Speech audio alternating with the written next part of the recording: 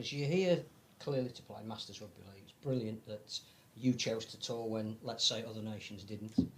But everybody keeps saying, it's a really convivial atmosphere, it's lovely, every game finishes 0-0, we all buy our opponents a drink afterwards, and that's what it's all about. To which, that's absolute rubbish, isn't it? You want to win every single game you play. It's intensely competitive, and you haven't come over here for a 0-0 draw. Well, I think it's fair to say it's a little bit of both. I mean, after the game, we're very happy to share a pint and everything, but when you're on a field, you're not there to be walked all over. Our first game that we've had was fairly intense. Picked up a few injuries even in training, and we didn't come all the way to, you know.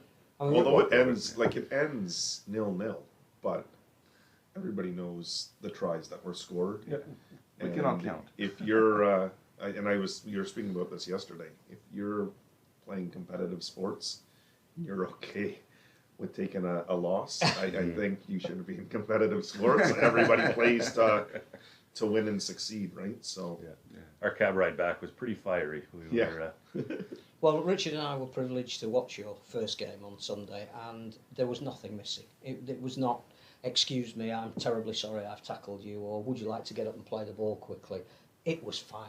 There was some great rugby played, and without that element, I'm guessing you wouldn't be here. No, I mean, we haven't had that. I haven't had that in my life. I haven't been involved in competitive sport, and this is huge for me personally and for the guys. And when we're out there and we're playing, you are fiery. You are in the moment. You don't want to let that guy get by you. So the game was 60 minutes, but the reliving the game afterwards for the whole rest of the evening was 4 or 5 hours going over. I should have done this. I should have been in the corner there. Or next time we're going to have to make that handoff a lot faster, because we do want to do better. We do want to learn from this, and we want to be successful. It ends scoreless, but you really knew who was the better in certain parts. And by 4 or 5 hours, it's really been 3 days. Yeah. Our chat is just going wild. It's just it's non-stop. But and it was a tremendous learning experience playing in that game for the majority of us. It's our first competitive Masters Rugby League and game. you were up against a lot of experienced players, so I noticed that one. there was no quarter given or taken by the opposition. They had some lovely stories, dads and lads, you know, an 80-year-old guy playing with his 56-year-old son. There were grandchildren watching their grandfathers play. But most of the guys you were playing against were significant players at community level, if not some who would play professionally. That must have been a thrill for you. Yeah, well, definitely. Being a dads and lads game, you got to figure the lads had been in rugby league for their entire lives because their dads would have been in, and until 2 years ago, I would have been more of a hockey player than a rugby player. Growing up, it was hockey in the summer, hockey in the winter, and softball or baseball in the summer. Bit of soccer thrown in, and rugby was something that happened for a very small community. And again, it was mostly rugby union from the area where I am. And going in through high school, we had a rugby team, which was union, and we finished undefeated as well because we couldn't find any opponents to play.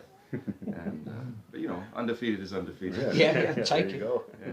So then when the Masters came around, I jumped at the opportunity, having had experience to NRL and Super League through my family, and being out there on the pitch. We had inter-squad games and things, but it was one of my buddies running at me, and now there was somebody who was really running at me, running past me, over me, if that was going to happen. There were some legitimate hits in that game. There was a lot of legitimate hits in that game. Somebody needs to tell Bob Jowett that when he's been tagged, he needs to stop running. They didn't get his tags. I think Bob's argument was nobody was able to take those tags off of there. Well, the referee actually pulled him aside and said, how hard are those tags on? He actually pulled them off and put them on his own shorts. He's like, all right, well, those are within the rules because they weren't coming off.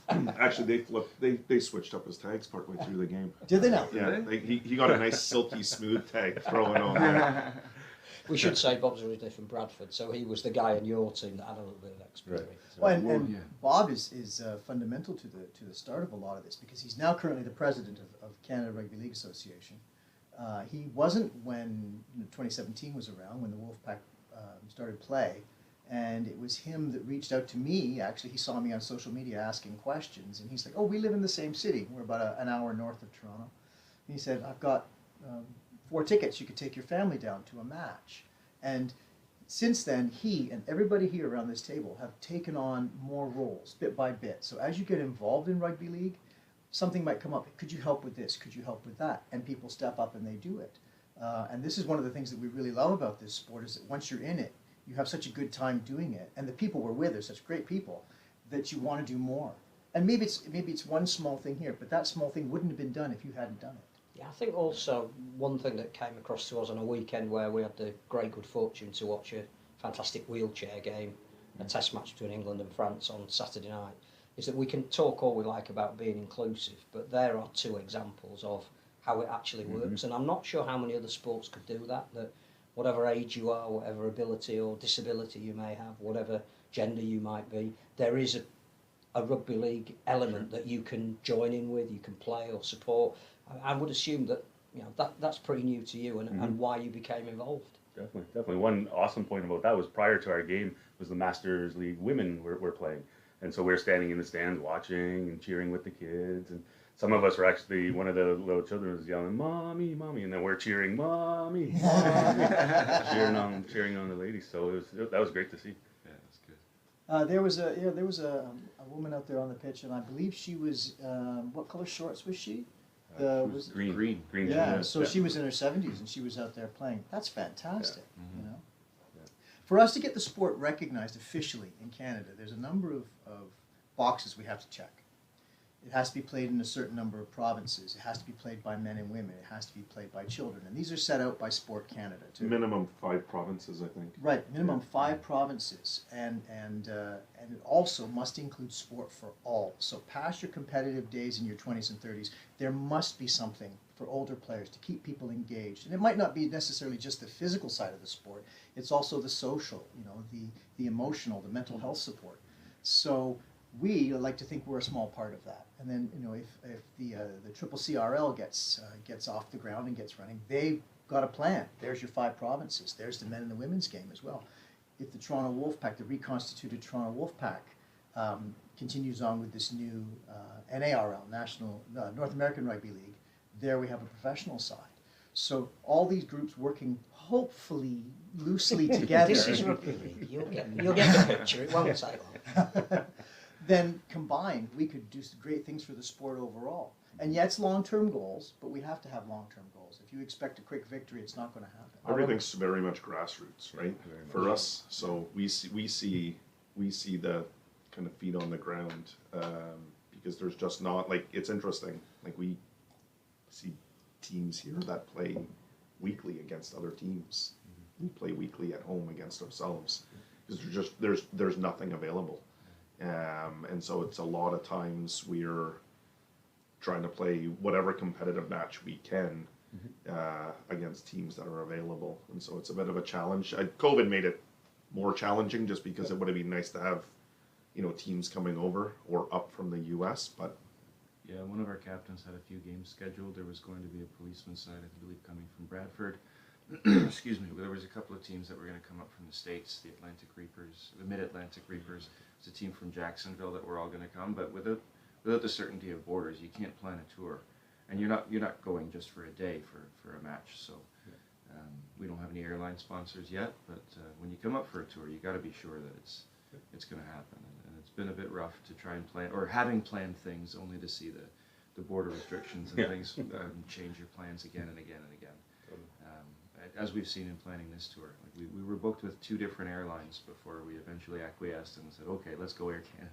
fine, we'll settle on there.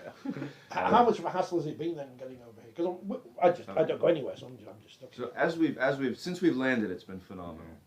But getting here, even just trying to organize the finances has been a nightmare, because you need 3 tests, and then you need 2 tests, and then you might not need any tests, but then you need 2 tests.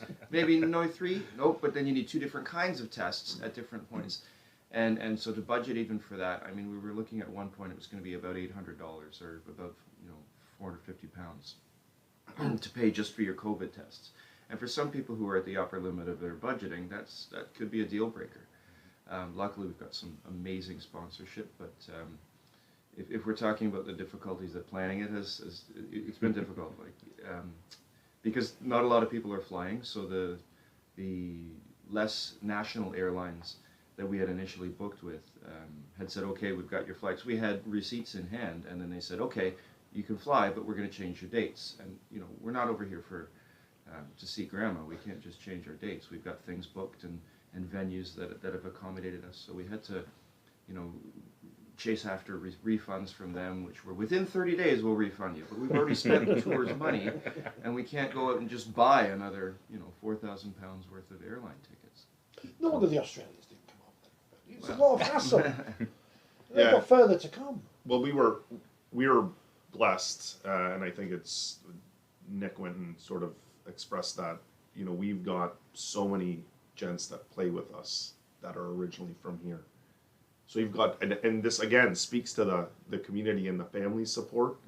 So we've got to come over here, day 2 tests. We had that shipped over to a family member of one of our players, and then we went and drove there, picked those up, all did the tests. We've got a test, I don't know, 72 hours before going back to Canada. That went to another player's house. It's been quite the experience. But you've shown it can be done.